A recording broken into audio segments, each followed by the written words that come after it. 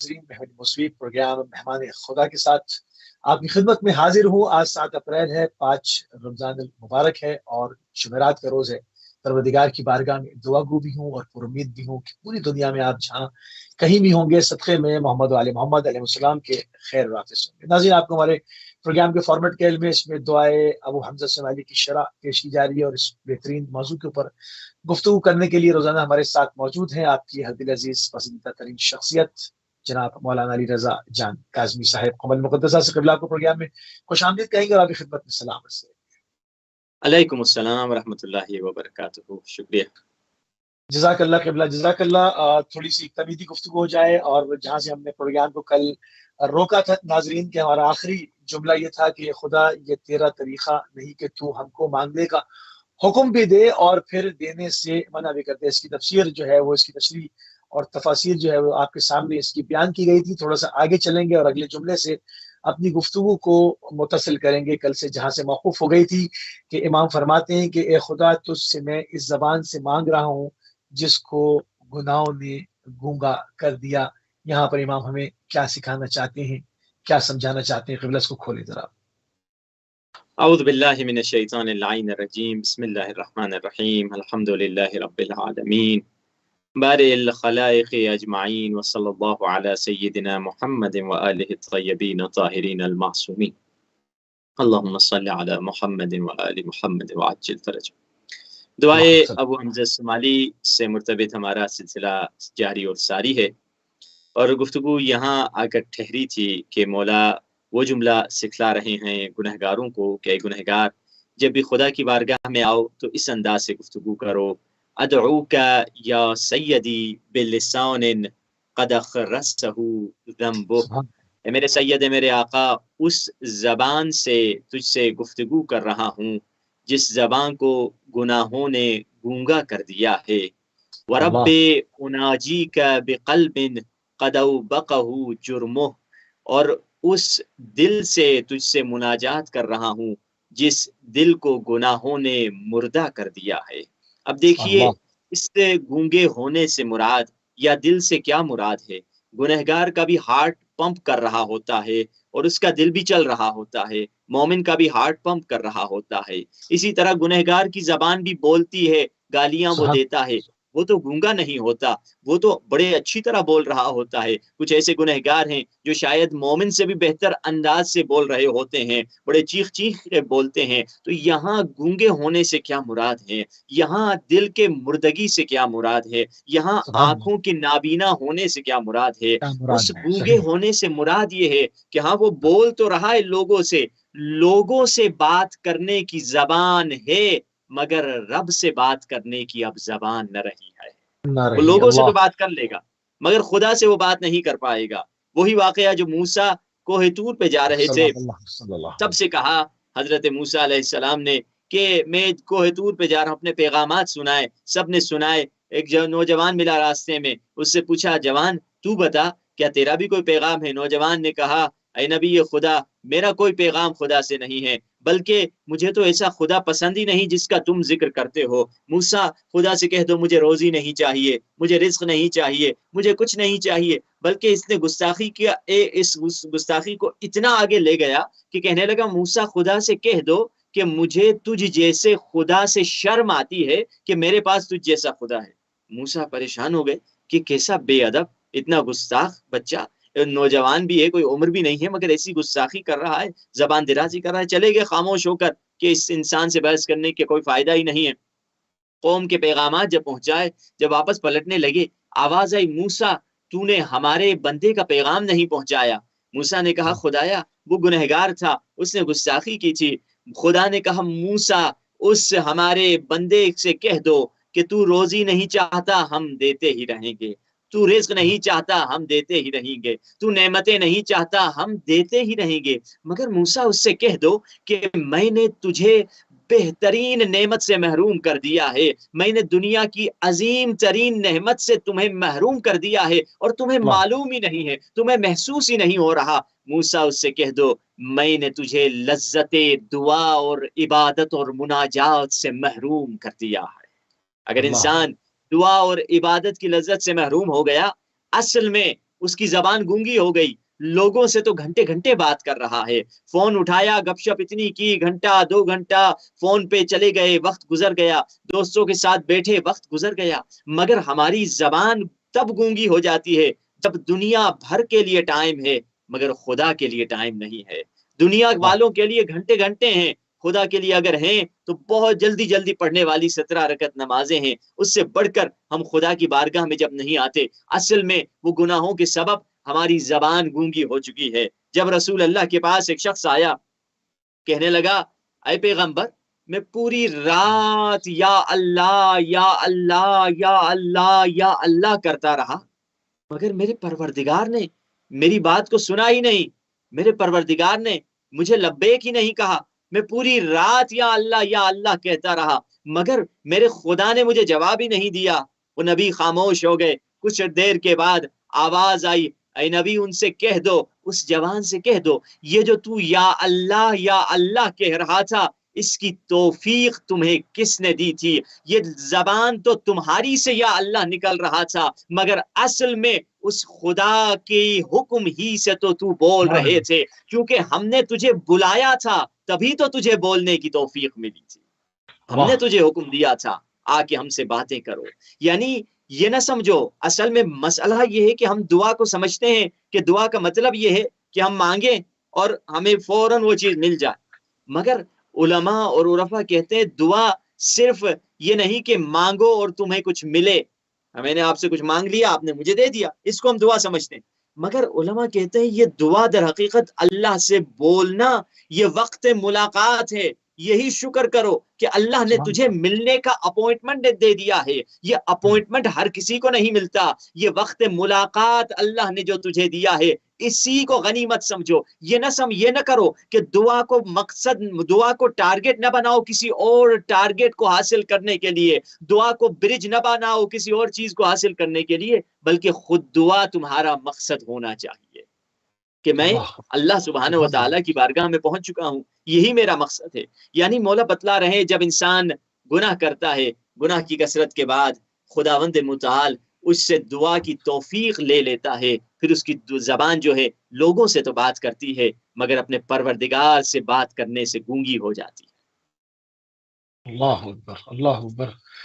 اس بہت ہی خوبصورت طریقے سے امام کے جملے کو کہ خدا تجھ سے میں اس زبان سے مانگ رہا ہوں جس کو گناہوں نے گونگا کر دیا، اس کو بہت ہی خوبصورت طریقے سے کھولا کہ کس طرح سے انسان کو جو ہے وہ پروردگار کی بارگاہ میں اس کے محضر میں جو وہ حاضر ہوتا ہے اس کو بھی ایک نعمت سمجھے، اور اس کو بڑھانے کے لیے جس طرح سے ہم سنتے ہیں کہ رفا کہتے ہیں کہ معصوم کا یہ قول ہے کہ جتنا تم جانتے ہو اس پر عمل کرو، جو نہیں جانتے وہ تم کو خدا سکھلا دے گا۔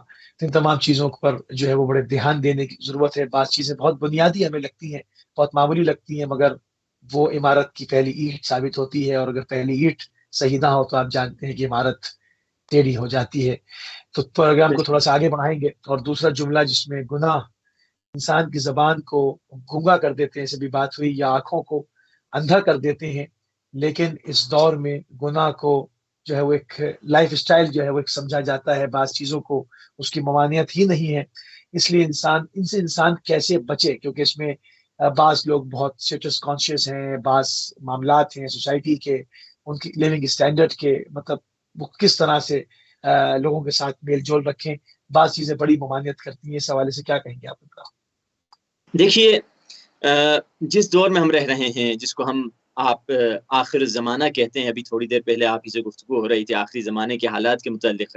دیکھیے آخری زمانہ وہ دور ہے جس میں شیطان انسان کے اہداف کو تبدیل کر دیتا ہے، انسان کے ٹارگٹ کو تبدیل کر دیتا ہے۔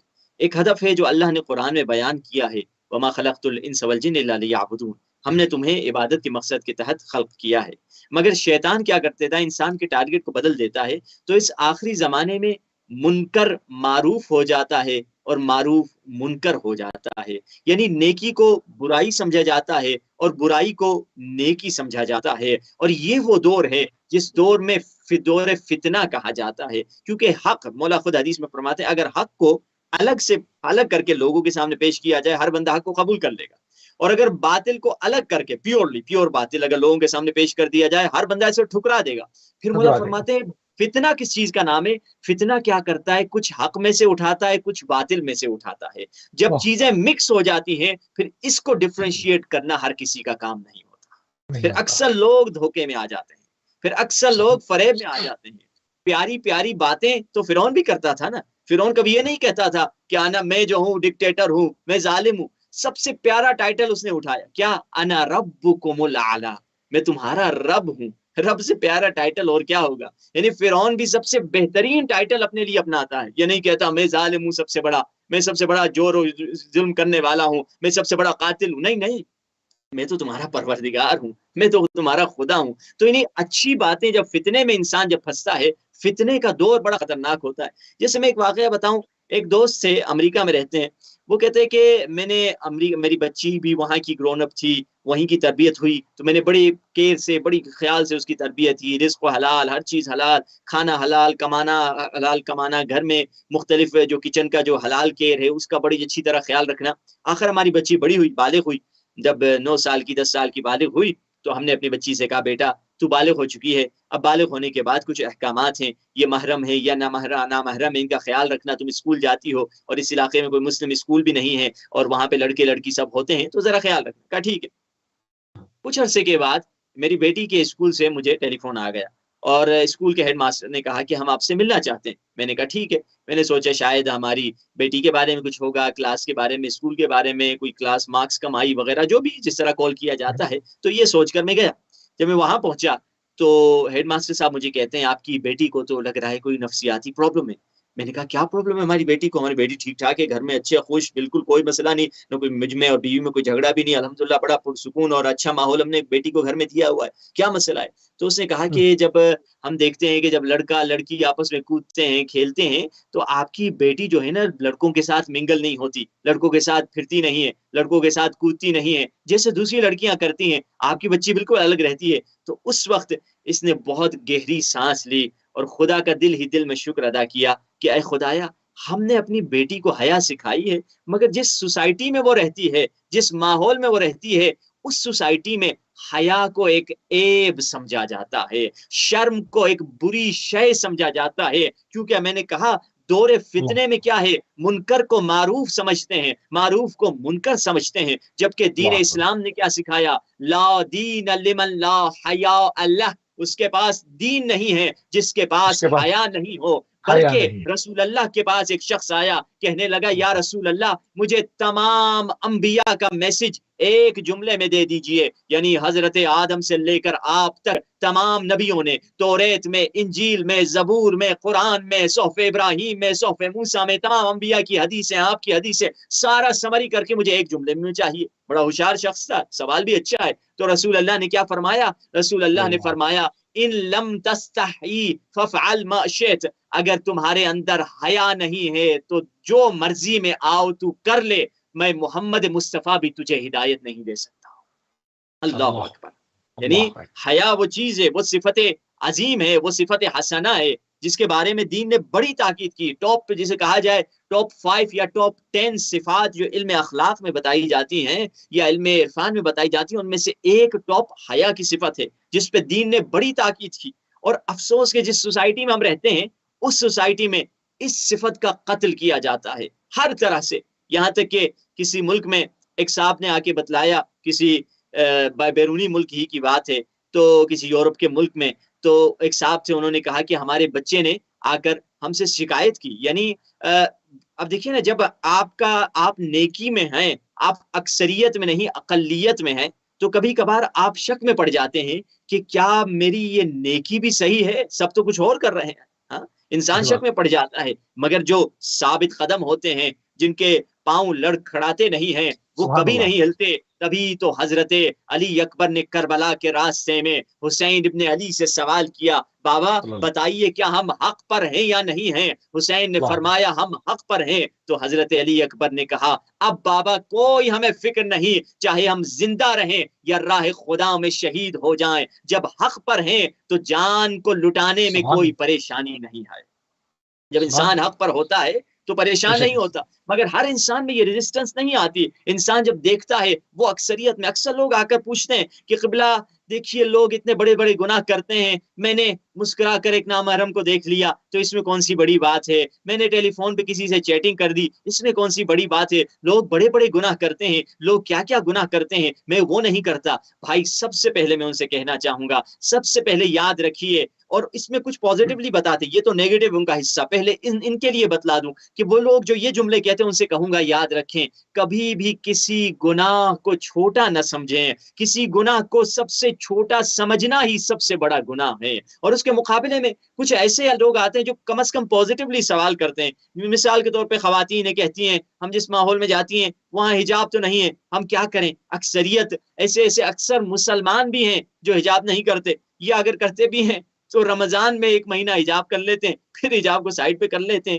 یعنی کتنے ایسے لوگ ہیں تو وہ موسم کے حساب سے چل رہے ہوتے ہیں، رمضان آ گیا حجاب پہن لیتے ہیں اور پھر اچھا سا چل رہا ہوتا ہے، رمضان کے بعد اتار لیتے ہیں، مگر کچھ جو ریزسٹنس دکھاتے ہیں ان کے لیے اکثر یہ سوال ہوتا ہے ہم کیا کریں، ہمارے لیے بہت مشکل ہے، تو ان کے لیے قرآن مجید کی وہ آیت جو ہم دعائے ندوہ میں بھی پڑھتے ہیں، کیا پڑھتے ہیں، قرآن میں فرمایا اور دعائے ندوہ میں بھی ہم ہر جمعہ پڑھتے ہیں، وہ یہ کہ وہ مومن لا یخافون لومۃ لائم، وہ مومن وہ ہیں جو آخری زمانے میں جن کا ایمان بچے گا، جو کسی ملامت کرنے والے کی ملامت سے نہیں ڈرتے، اگر ہم حق پر ہیں تو کسی کو آہ کہے یا واہ کہے، مجھے لوگوں کی آہ اور لوگوں کی واہ کی کوئی فکر نہیں ہے، چاہے لوگ مجھے دھتکار دیں، مگر میں خدا کے لیے میں نے قدم اٹھایا، تبھی تو قرآن میں آواز آئی ان مومنوں کے بارے میں جو کبھی خدائی حکم کے مقابلے میں کسی کے ساتھ سمجھوتا نہیں کرتے، ولا تہنوا ولا تحزنوا وانتم الاعلون، اے مومن اے مومنہ نہ گھبرا، پریشان نہ ہونا،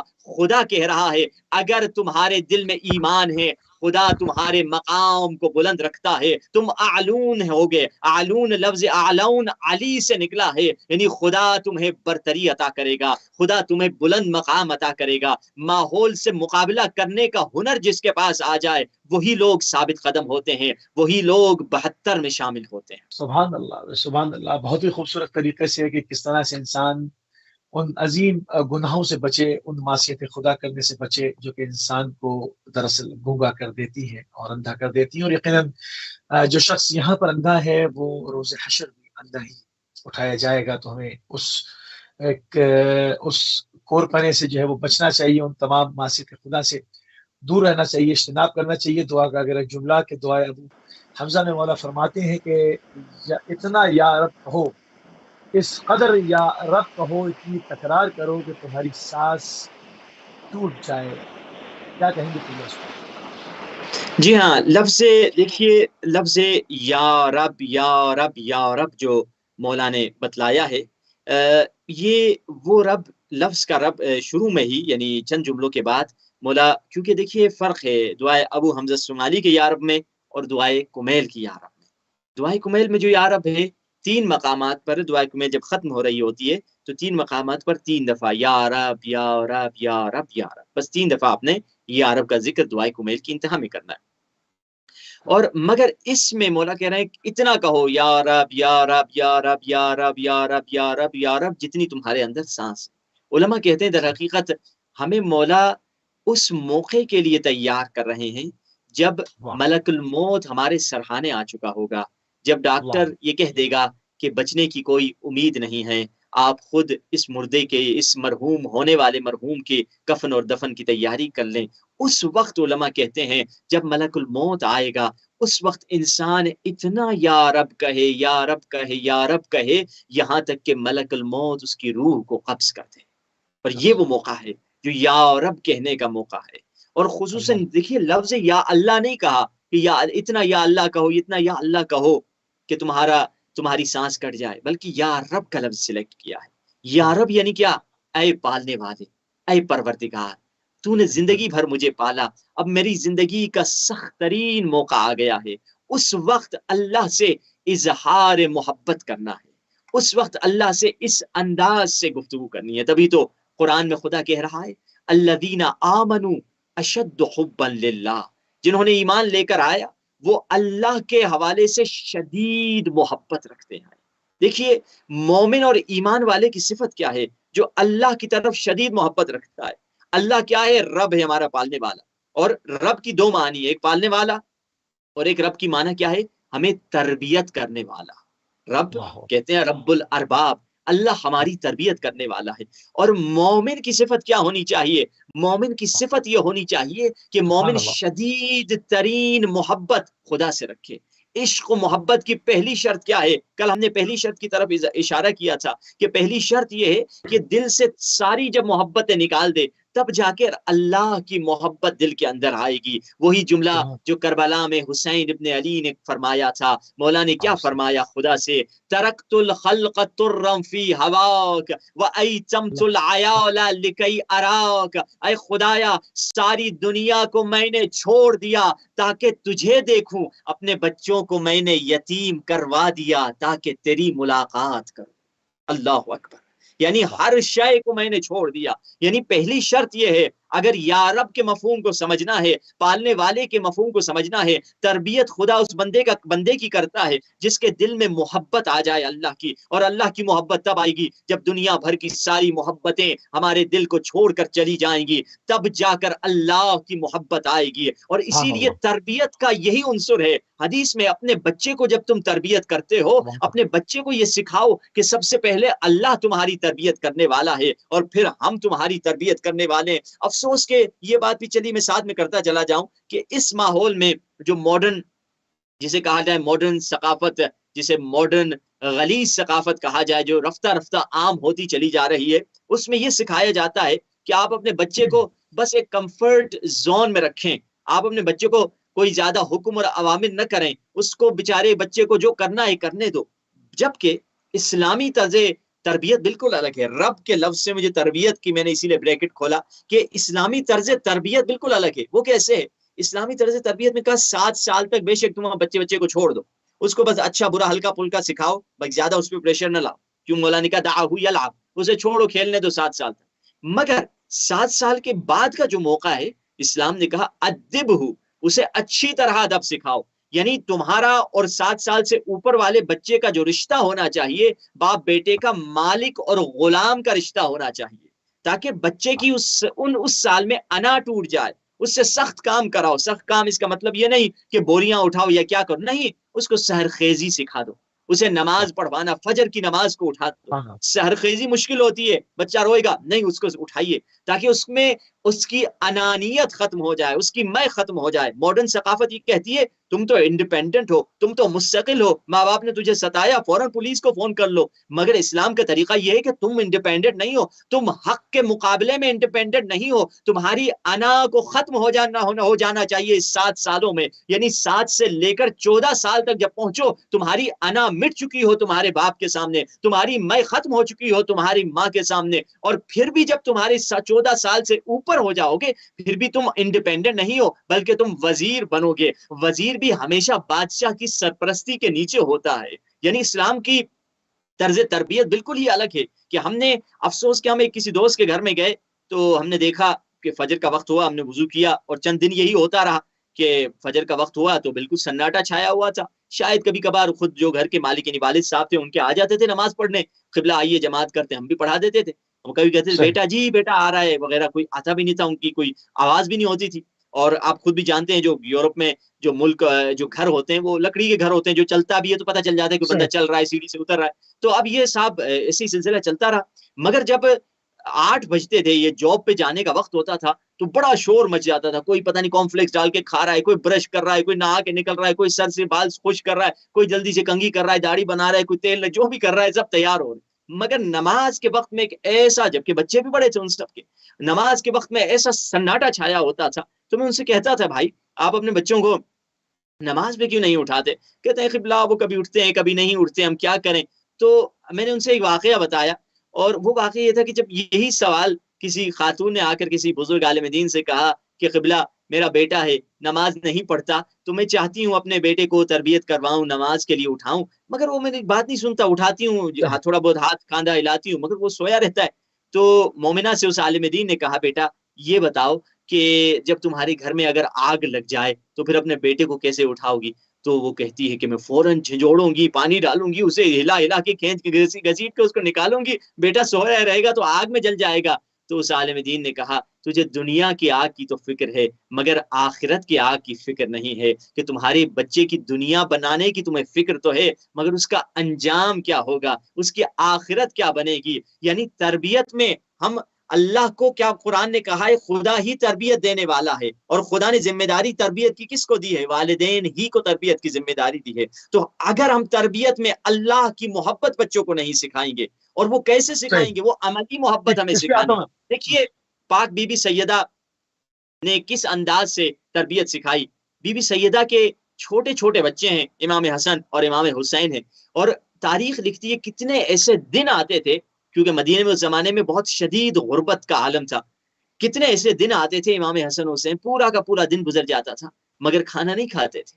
اور عجیب ہے یہ قربانی کی تربیت۔ آپ کہیں گے چلو امام حسن حسین تو معصوم امام کے معصوم بچے تھے، ان کو بی بی نے تربیت دی، مگر بی بی کی تربیت کا اثر یہ تھا وہی کام جو حسن اور حسین کرتے تھے وہی کام کنیز فضہ بھی کیا کرتی تھی۔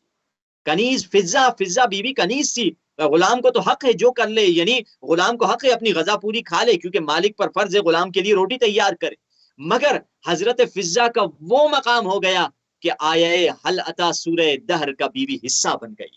حل بالکل عطا صحیح۔ علی الانسان حین من الدہر، اس میں حضرت بی بی فضہ بھی شامل ہے، کیونکہ جو روٹیاں دی تھی صرف پنجتن پاک نے نہیں بلکہ حضرت فضہ نے بھی روٹیاں دی تھی۔ یعنی بی بی کی تربیت کا وہ اثر تھا کہ وہ جو خاتون گھر میں آ کے محنت کام کرتی ہے، محنت کرتی ہے، زحمت کرتی ہے، اس پہ بھی بی کا تربیت کا اثر ہو گیا۔ جیسے وہ واقعہ کہ جب ایک شخص آیا رسول اللہ کے پاس، میں کہنے لگا یا رسول اللہ۔ یہاں پر قبلہ میں ایک چیز کو واضح کرتا ہوں، جس طرح سے آپ نے کہا کہ یہاں پر جو ہے وہ بچوں کو سکھایا جاتا ہے پولیس کو فون کر دیں، اور اسلام جو ہے وہ دوسرے انداز سے، بہرحال یہ ایک ڈیٹیل ڈسکشن ہے جو بائی لا ہے، اس پر ہمیں جو ہے اس کو اوبے کرنا ہے، اور دوسرا اسلام میں بھی مارنے کو منع کیا گیا ہے، اور یہاں پر بھی پولیس کو فون کرنے پہ یہ نہیں کہ مطلب کوئی ذرا سا بچے کو اگر سکھائے یا وہ کرے تو وہ فون کر دیں، مطلب تشدد کرنے کے اوپر سکھایا جاتا ہے اسکول میں کہ آپ جو ہے وہ فون نہ کریں۔ اس کو میں واضح کر دوں کیونکہ ہمارے ادارے کی اس رائے سے تعلق نہیں، ہم اس کو پراپر جو یہاں کا لا ہے اس کو فالو کرنے کے پابند ہیں۔ گفتگو جاری رکھیں خدا۔ جی ہاں بالکل، وہ خیر تشدد سے تو اسلام نے بھی منع کیا ہے۔ ہم ولایت کے کانسیپٹ پہ گفتگو کر رہے تھے۔ جی ہاں، تو یہاں پہ جو واقعہ تھا، حضرت رسول اللہ کے پاس ایک شخص آتا ہے، یا رسول اللہ میں مسلمان ہونا چاہتا ہوں، تو رسول اللہ اسے کلمہ پڑھوا دیتے ہیں۔ اب رسول اللہ اس سے پوچھتے ہیں کہ اب تم نے مسلمان تو ہو چکے ہو، اب یہ بتاؤ کہ تمہارے پاس کچھ کام کاج ہے، کچھ روزی روٹی کے لیے کیا کرتے ہو؟ کہا یا رسول اللہ میں اس قبیلے سے تعلق رکھتا ہوں، 500 لوگ ہیں ہمارے قبیلے میں، فلاں گاؤں میں رہتے ہیں، اور سب سے غریب ترین انسان میں ہی ہوں۔ اچھا، تو رسول اللہ نے اس کو پوچھا کہ کوئی مجمع میں اصحاب بیٹھے ہوئے تھے، اصحاب کو دیکھ کر رسول اللہ نے پوچھا ہے کوئی اس بندے کو کوئی سواری دینے والا؟ تو ایک صحابی اٹھے، انہوں نے کہا یا رسول اللہ میں اپنی سواری سے دے دیتا ہوں۔ پھر رسول اللہ نے پوچھا ہے کوئی اس شخص کو کوئی امامہ دینے والا؟ تاج کا لفظ ہے روایت میں، امامے کو تاج کہا جاتا ہے۔ تو اس وقت مولا علی علیہ السلام اٹھے، یا رسول اللہ میں اپنا امامہ اس کو گفٹ کر دیتا ہوں، یعنی یہ امامہ ادھر سے گفٹ میں مل گیا۔ اب رسول اللہ نے پوچھا ہے کوئی صحابی جو اس کو کھانا دے دے تاکہ وہ کھانا کھا سکے؟ تو کوئی نہیں اٹھا، کیونکہ اکثر صحابیوں کے پاس اس جو زمانہ تھا شدید غربت کا زمانہ تھا، اور اکثریت کے پاس، سب کے پاس نہیں، اکثریت کے پاس کھانے کو بھی نہیں تھا، تو اب کوئی نہیں اٹھا۔ حضرت سلمان کہتے میں گیا، میں نے رسول اللہ کے حجرے پہ ایک ایک کر کے دروازے پہ دستک لگائی، حجروں میں رسول اللہ کے ازواج سے پوچھا آپ لوگوں کے پاس کچھ کھانے کو ہے؟ انہوں نے کہا نہیں ہے۔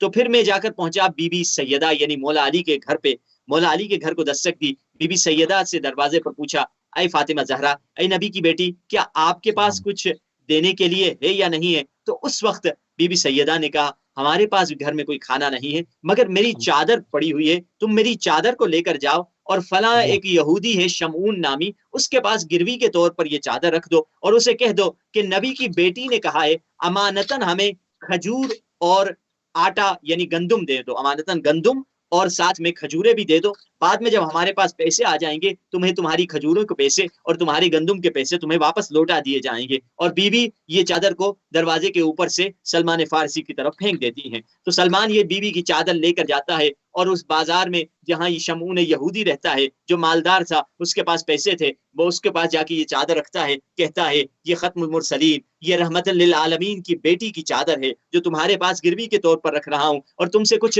کھجورے لینا چاہتا ہوں اور تم سے کچھ گندم لینا چاہتا ہوں تاکہ ایک تازہ مسلمان جو ہوا ہے اس کا پیٹ بھرا جا سکے۔ یہ کہہ کر چادر لے کر چادر وہاں رکھتا ہے اور گندم اور کھجور لے کر سلمان جاتے ہیں، مگر جاتے جاتے جب شمعون یہودی اس چادر کو دیکھتا ہے کہ یہ نبیوں کے نبی، یہ آخری نبی کی چادر ہے، آخری نبی کی بیٹی کی چادر ہے جس پہ اتنے پیوند لگے ہوئے ہیں، جس پہ اتنی چتیاں لگی ہوئی ہیں، وہ شخص ادھر مسلمان ہو جاتا ہے، اس کا پورا قبیلہ مسلمان ہو جاتا ہے۔ اب سلمان یہ گندم اور کھجور لے کر بی بی سیدہ کے گھر پر پہنچتے ہیں اور بی بی کو گندم بھی دیتے ہیں اور کھجورے بھی دیتے ہیں۔ بی بی سلمان سے کہتی ہے سلمان ذرا ٹھہرنا، اس گندم کو میں آٹے میں تبدیل کرتی ہوں، پھر آٹے سے روٹی بناؤں گی، پھر روٹی جا کر اس غریب کو دے دینا۔ بی بی کیا کرتی ہیں، اسی گندم کو پیستی ہیں، گندم کو پیسنے کے بعد روٹی پک جاتی ہے، روٹی کے اوپر چند جو کھجوریں لے کر آئے تھے ان کھجوروں کو رکھتی ہیں اور سلمان کو دیتی ہیں۔ اب اس موقع پر سلمان جب دیکھتا ہے ساری کی ساری کھجوریں بی بی نے روٹی کے اوپر رکھ دی ہیں،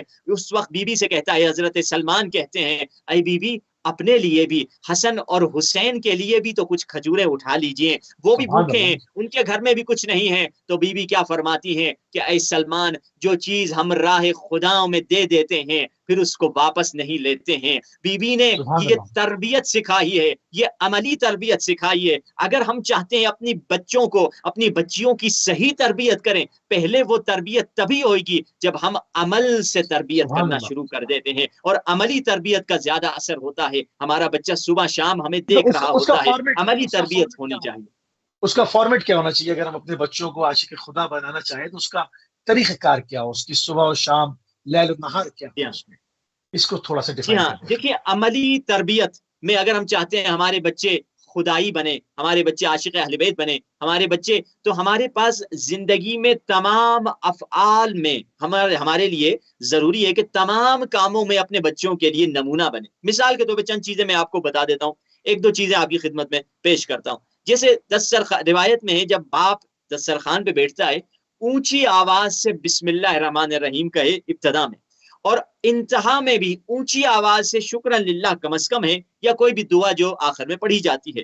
کہ وجہ کیا ہے، اونچی آواز سے بسم اللہ کرو اور اونچی آواز سے شکرا للہ کہو، تاکہ بچے کو یہ سمجھا دو بیٹا یہ جو رزق تمہارے سامنے ہے، تیرا اصل رب، تیرا اصل رزق دینے والا وہ پروردگار ہے جس نے مجھے سبحان رزق دیا ہے۔ یعنی دسترخوان پہ بھی درس توحید چل رہا ہو کہ رزق دینے والی ذات خدا کی ہے، پہلی خدا چیز یہ۔ کی۔ اور دوسری چیز، جو بھی نیک عمل کرتے ہیں، کبھی کبھار علماء کہتے ہیں کہ ہم نیک عمل کرتے ہیں چھپ کے کر رہے ہوتے ہیں۔ جیسے آپ ٹی وی کھولی، آپ نے کوئی مجلس سن لی آپ نے، اور آپ کو دل کر رہا ہے گریا کرنے کا، تو لوگ کیا کرتے ہیں، دیکھتے ہیں بچہ بیٹھا ہے یا بچی ہے یا کیا، ان کے سامنے گریا کرنا پسند نہیں کرتے، گریا کرتے ہیں۔ نماز شب بھی اگر پڑھتے ہیں تو چھپ کے پڑھتے ہیں، نیکیاں کرتے ہیں گھر میں تو چھپ کے کرتے ہیں۔ علماء کہتے ہیں یہ تمام کام ایسے کیا کرو تمہارے بچے بھی دیکھیں کہ میرا باپ گریا کر رہا ہے خوف خدا میں۔ اور اونچی آواز سے اسی لیے کہا کہ قرآن پڑھنا گھر میں اونچی آواز سے پڑھا کرو، تاکہ بچے پر اثر ہو کہ میرا باپ قرآن کی تلاوت کر رہا ہے، میری ماں قرآن کی تلاوت کر رہی ہے۔ اور تیسری چیز یہ ہے جس کو حدیث میں فرمایا، من نصب نفسہ للناس اماما، جو شخص کسی کو بھی ہدایت کرنا چاہتا ہے اس کے لیے ضروری ہے کہ پہلے اپنی ہدایت کرے۔ عجیب ہے، یہ جو حدیث میں نے آپ کی خدمت میں پڑھی، بہت رہبر خوبصورت معظم بات ہے۔ آیت اللہ خامنئی جہاں بیٹھتے تھے، یعنی سامنے اس طرف رہبر بیٹھتے تھے اور سامنے پبلک ہوتی تھی، یہی حدیث سامنے اس طرف لگی رہتی تھی۔ تو کسی نے پوچھا کہ یہ کیسا اسٹائل ہے؟ عموماً یہ ہوتا ہے بینر آپ کے پیچھے لگتا ہے کہ لوگ آپ کو دیکھیں اور ساتھ میں بینر کو بھی دیکھیں، مگر یہ کیسا بینر ہے جو آپ کے پیچھے نہیں بلکہ آپ کے سامنے لگا ہوا ہے؟ تو انہوں نے کہا تھا، لوگوں نے بتایا، خود رہبر معظم آیت اللہ خامنئی نے کہا یہ والی حدیث میرے سامنے رکھ لو، کیوں؟ کیونکہ یہ حدیث میرے کام کی ہے۔ جو بھی انسان ہدایت دیتا ہے، چاہے ماں ہو، چاہے باپ ہو، چاہے لیڈر ہو، چاہے مجتہد ہو، چاہے رہبر ہو، تو اس کے لیے حدیث ہے کیا، من نصب للناس اماما، جو بھی لوگوں کو رہبری کرنا چاہتا ہے، لوگوں کی تربیت کرنا چاہتا ہے، مولا فرماتے ہیں اس کے سبحان لیے اللہ، ضروری سبحان ہے اللہ۔ کہ وہ اپنی پہلے تربیت کرے۔ یعنی تربیت ہمارے کرے۔ بچے پہلے ہم کو دیکھتے ہیں، اسی لیے ہم کہتے ہیں کہ آپ کے بچے ویسے نہیں ہوتے جیسے آپ چاہتے ہیں، آپ کے بچے ویسے ہوتے ہیں جیسے آپ ہوتے ہیں۔ یعنی آپ آپ کے ہوتے بچے پہلے آپ کو دیکھتے ہیں، اور یقین جانیے وہ ماں، اب جیسے پریکٹیکل آپ کو مثال دے دوں، وہ ماں جب بچے کو دودھ پلانے سے پہلے سارے مستحبات کرتی ہے، یعنی پہلے جا کے وضو کرتی ہے اور پھر جا کے بسم اللہ کہتی ہے، قبلہ رخ ہو کر وضو کرتی ہے، قبلہ رخ ہو کر بیٹھتی ہے، اور پھر وضو کرنے کے بعد قبلہ رخ بیٹھنے کے بعد بسم اللہ کہنے کے بعد جب ماں بچے کو دودھ پلاتی ہے، اس ماں کے دودھ پلانے میں اور اس ماں کے دودھ پلانے میں کتنا زمین اور آسمان کا فرق ہے، جب نہ وضو کا خیال ہے، نہ قبلہ رخ کا خیال ہے، نہ بسم اللہ کا خیال ہے۔ ہم یہ جملہ سمجھتے ہیں صرف شاعری ہے کہ یا علی یا امام حسین کے بارے میں جملہ کہا جاتا ہے، مولا علی کے بارے میں بھی کہا جاتا ہے کہ ہمیں عشق علی دودھ میں ملا ہے، ہمیں عشق حسین دودھ میں ملا ہے۔ یہ شاعری نہیں ہے، یہ حقیقت ہے۔ اگر ماں صلوات پڑھتی ہوئی دودھ پلائے گی، اہل بیت کی محبت بچے میں بھی منتقل ہو جائے گی۔ اگر ماں اللہ، بسم اللہ سبحان کہہ اللہ، کر بچے کو دودھ پلائے گی، یہ محبت منتقل ہو جائے گی، اہل بیت کی یاد میں دودھ پلائے گی، حضرت علی اصغر کی یاد میں اگر دودھ پلائے گی، یہ محبت ادھر منتقل ہو جائے گی۔ اسی لیے تو میدان کربلا میں حسین ابن علی نے کیا فرمایا، عجیب ہے وَحُجُوزٌ طَابَتْ وَطَهُرَتْ، مولا حسین فرماتے ہیں میں اس اللہ، گودوں میں پلا ہوں جو طاہر تھی، جو طاہر تھی، جو پاک تھی، اسی لیے میں کبھی باطل کے سامنے جھک نہیں سکتا۔ یعنی امام نے اس وقت فاطمہ زہرا کی تربیت کے صلی اللہ اثر کی طرف علیہ اشارہ کیا تھا۔ اگر ماں صحیح تربیت کرے یا باپ صحیح تربیت کرے گا، یقین جانیے بچے کے دل میں اہل بیت کی محبت آ جائے گی، بچے کو سمجھ آ جائے گا کہ یہ محبت جس کو ہمیں بتلایا جا رہا ہے اس کا اثر کیا ہے۔ اور یقین جانیے ہمارے لیے ضروری اور سب سے پہلا قدم یہ ہے کہ قو انفسکم واہلیکم نارا، سب سے پہلے ہم اپنے آپ کو جہنم سے بچائیں اور پھر اپنے بچوں کو جہنم کی آگ سے بچائیں۔ بہت خوبصورت بات، بہت خوبصورت۔ اچھا قبلہ اس میں یہاں پر یہ بھی ہے کہ اہل بیت علیہ السلام کی محبت کے لوگوں نے جو ہے وہ دعوے کیے ہیں، دعویٰ کرتے ہیں، دعوے بہت کرتے ہیں، مگر اہل بیت علیہ السلام سب کے دعووں کو قبول نہیں کرتے، تو اس کا کرائٹیریا کیا ہے؟ اس کو ذرا روشن کریں۔ دیکھیے جی ہاں، بات رب سے شروع ہوئی اور تربیت پہ ہم جا کر پہنچے ہیں کہ تربیت کا پہلا اور بڑا عنصر یہی ہے کہ بچے کو ہم محبت اہل بیت سکھائیں۔ اب یہاں پہ محبت اہل بیت کا دعویٰ تاریخ میں ہمیں بہت افراد ایسے ملتے ہیں جنہوں نے کیے ہیں مگر وہ سچے نہیں تھے۔ امام کے پاس ایک شخص آتا ہے، کہتا ہے، غالباً چھٹے یا ساتویں امام تھے، ان سے کہتا ہے مولا میں آپ کا چاہنے والا ہوں۔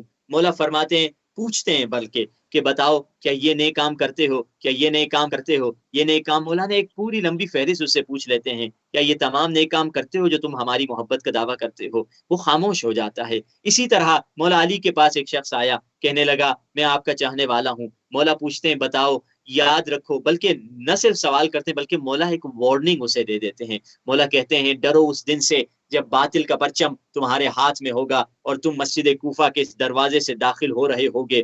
30 سال گزرے، 20 سال گزرے، یہ شخص یزیدی فوج میں شامل ہو گیا، اور جب کاروان اسرا اور شہید امام حسین کی شہادت کے بعد کاروان اسرا کو کوفے میں لایا گیا، یزیدی پرچم اس شخص کے ہاتھ میں تھا اور اسی دروازے سے داخل ہوا جس کی طرف مولا علی نے اشارہ کر کے بتلا دیا تھا۔ یعنی مولا نے اسے بتلا دیا تھا کہ تو محبت کا دعویٰ کر رہا ہے مگر ایک دن میرے بیٹے حسین کے قتل میں شرکت کرے گا۔ یہ بھی محبت کے دعوے دار تھے، مگر اس کے مقابلے میں کچھ ایسے نیک لوگ تھے جنہیں مولا سوال نہیں کرتے تھے، جن کو مولا اللہ، وارننگ نہیں دیتے تھے، بلکہ رات کی تاریخ کی ہے، علی کوفے کی گلیوں میں ٹہل رہے ہیں، مولا نے کسی کے پیچھے سے آنے کی آواز سنی، مولا نے پلٹ کے دیکھا سلمان آ رہا ہے، نہیں بلکہ مولا نے دیکھا مالک اشتر آ رہے ہیں۔ اس طرح جب مالک اشتر کو مولا نے دیکھا، مالک اشتر سے مولا نے کہا اے مالک اشتر تجھے کیا چیز یہاں لے کر آئی ہے؟ مالک اشتر سبحان اللہ، کہتا ہے حبک یا امیر المومنین، مولا آپ کی آپ محبت یہاں مجھے لے کر آئی ہے۔ اب مولا نے کوئی سوال نہیں کیا، کوئی وارننگ نہیں دی، بلکہ مولا نے یہی کہا صدقت، مالک تو سچ کہہ رہا ہے، کیونکہ مالک عاشق تھے۔ عاشق کو یہ کہنے کی ضرورت نہیں کیا کرو کیا نہ کرو، عاشق کیا خود جانتا ہے میرا محبوب مجھے کیا پسند کرتا ہے، مجھے کیا دیکھنا چاہتا ہے۔ آپ دیکھیے 8ویں امام کے پاس لوگ آئے، عجیب ہے، یہ روایت پڑھنے کے بعد بڑی حیرت ہوتی ہے کہ 8ویں امام کے پاس دروازے پہ آئے، دروازہ کھٹکھٹایا، مولا کے غلام نے پوچھا کون ہے؟ غلام سے کہا کہ مولا سے کہہ دو ہم آپ کے شیعہ ہیں۔ اچھا تم ہماری اللہ، مولا سے کہا، غلام نے، کچھ آئے ہوئے کہہ رہے ہیں شیعہ ہیں، مولا نے کہا واپس پلٹا دو۔ ایک دن واپس پلٹا دیا، 2 دن پلٹا دیا، 3 دن، عجیب روایت کہتی ہے 60 دن یعنی 2 مہینے مسلسل یہ لوگ آتے رہے، اور 2 اللہ، مہینے مسلسل مولا پلٹاتے رہے۔ اور یہ کون واہ، تھے؟ یہ باہر سے آئے ہوئے تھے، یہ توس کے رہنے والے نہیں تھے، یعنی مشہد کے رہنے والے نہیں تھے، یہ پریشان کہ گاؤں جائیں گے، گاؤں والوں کے سامنے تو بے عزتی ہوگی، گاؤں والے کہیں گے 60 دفعہ گئے ہو، 2 سوالات مہینے بھی آئے تھے۔ مسلسل امام کے پاس گئے ہو اور مولا نے تمہیں پلٹا دیا۔ تو یہ بہت پریشان اور شرمندہ تھے۔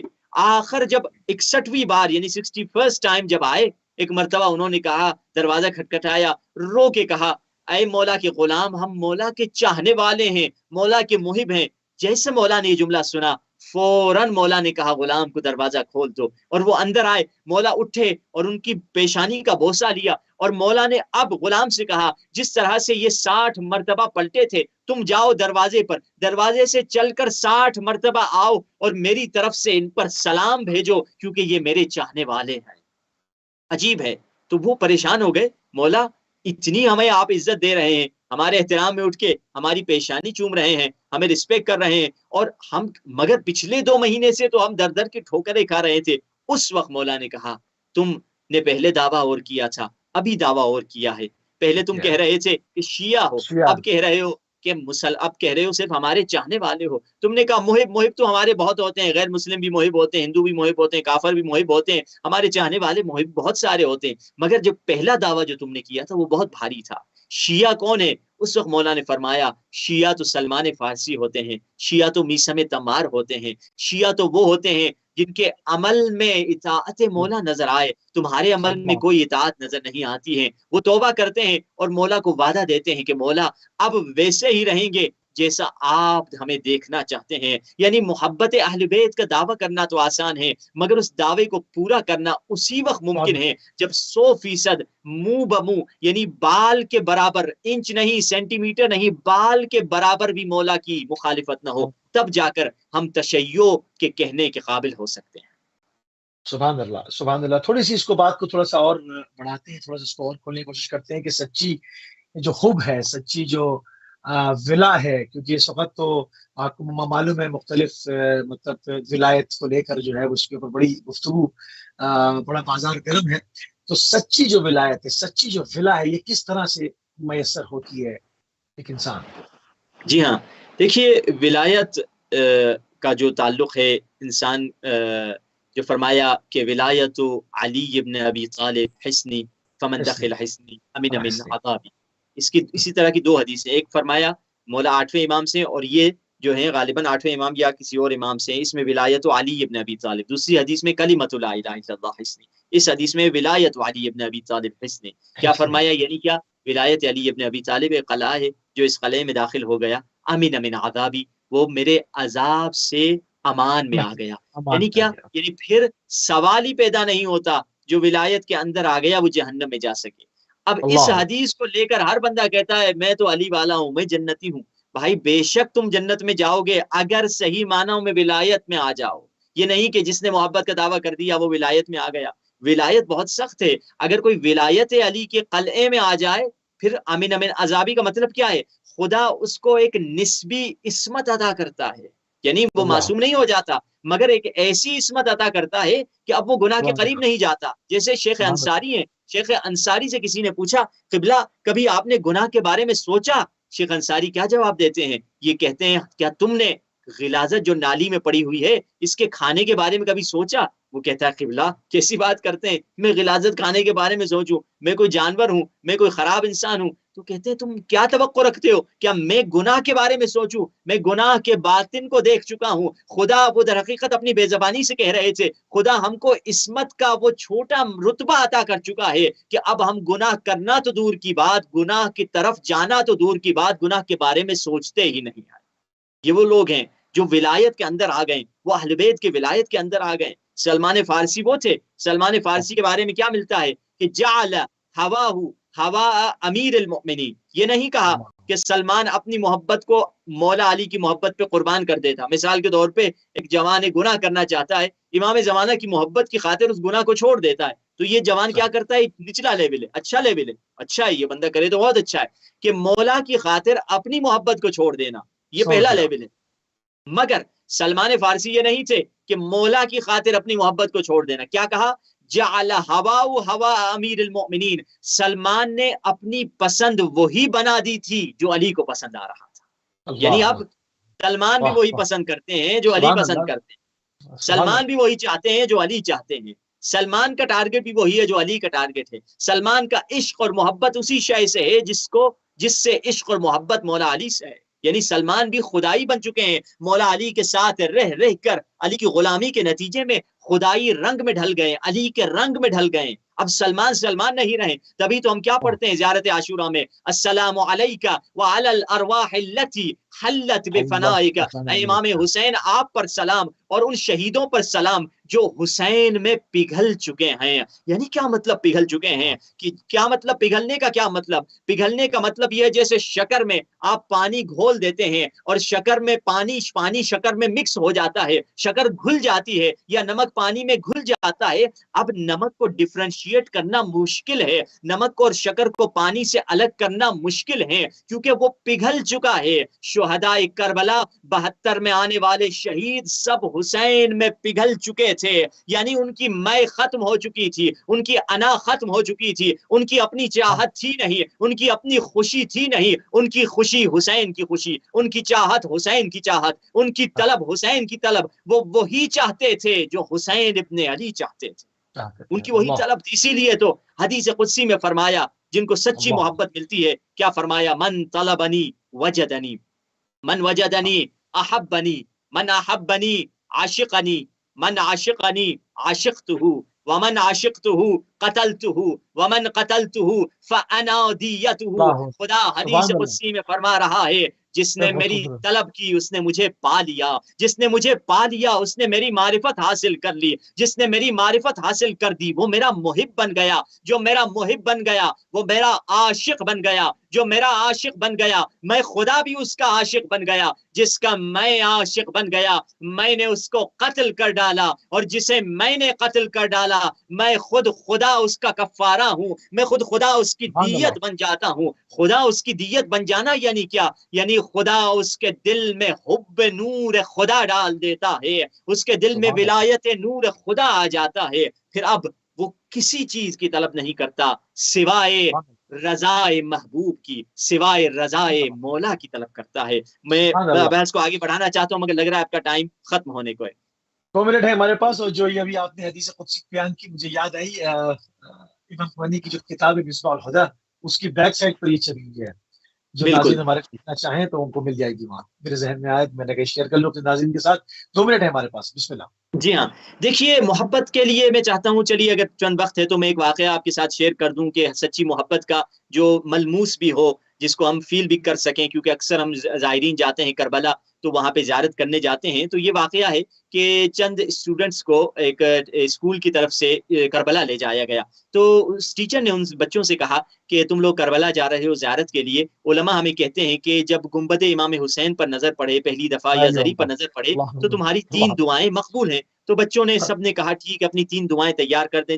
جوان لڑکے سے تھے، ٹین ایجرز تھے، سارے کربلا گئے تھے اسکول کی طرف، پہلی دفعہ جا رہے تھے کربلا. تو بڑے شوق اور ذوق سے گئے اور اپنی دعائیں سب نے تیار کی. جب ہوٹل واپس آئے تو ایک دوسرے سے پوچھنے لگے کہ تم نے اپنی دعا میں کیا مانگا، تم نے کیا مانگا، تم نے کیا مانگا. کسی نے کہا میں نے پتہ نہیں جاب مانگی، اچھی جاب بعد میں مجھے مل جائے، میں نے دولت مانگی، میں نے پیسے مانگے، میری ماں بیمار تھی اس کا علاج مانگا، میرے باپ کا یہ مسئلہ ہے اس کے لیے مانگا، میری بہن میرے بھائی کو یہ تکلیف ہے میں نے یہ چیز مانگی. سب نے کچھ نہ کچھ مانگا. ایک نوجوان خاموش کھڑا تھا، اس سے کسی دوستوں نے پوچھا تو نے کیا مانگا؟ اس نے کہا میری پہلی دعا یہ تھی کہ مجھے حسین مل جائے، میری دوسری دعا یہ تھی کہ مجھے حسین مل جائے، میری تیسری دعا یہ تھی کہ مجھے حسین مل جائے. لڑکوں نے ہنس کر کہا پہلی دعا تو تمہاری ٹھیک تھی، اچھی دعا تو نے مانگی حسین مل جائے، مگر دوسری اور تیسری دعا کو تم نے ضائع کیوں کر دیا؟ کچھ اور مانگ لیتے تو مولا تمہیں کچھ اور دیتے تھے. یہ بچہ تھا خاموش ہو گیا، اس کے پاس جواب نہیں تھا، مگر ایک بزرگ ساتھ میں کھڑے ہوئے تھے. اس بزرگ نے ان بچوں کو دیکھ کر کہا اے بچوں سب سے اچھی دعا اسی بچے نے مانگی ہے. کیوں؟ کیونکہ اس نے حسین کی طلب کی ہے. جس کو 100 مل گیا اسے 70 بھی مل گیا، اسے 80 بھی مل گیا، اسے 50 مل گیا. جسے حسین ابن علی کی محبت مل گئی اسے در حقیقت ہر شے مل گئی، کیونکہ وہ رحمت الہی کا دروازہ ہے. جو حسین تک پہنچ گیا در اصل وہ خدا ہی تک پہنچ جاتا. سبحان اللہ سبحان اللہ. بہت ہی خوبصورت جو ہے وہ آج کا پروگرام رہا قبلہ آپ کے ساتھ. اور بھی چاہ رہا تھا کہ بھی اس کے اوپر ان معرفت بری جو کلام ہے اس کے اوپر مزید جو ہے وہ گفتگو ہوتی رہتی، مگر وقت جو ہے وہ دامن وقت میں مزید گنجائش نہ ہونے کی وجہ سے اس گفتگو کو یہاں پر روکتے ہیں، اور انشاءاللہ جو ہے وہ اس کو آنے والے ایام میں مزید جو ہے اس کے اوپر گفتگو کی جائے گی۔ تو ناظرین، شرح ابو حمزہ صومالی پیش فرما رہے تھے، آپ کی دل عزیز شخصیت مولانا سید علی رضا جان کاظمی صاحب کو المقدسات سے ہمارے پروگرام کا ٹائم تمام ہو گیا۔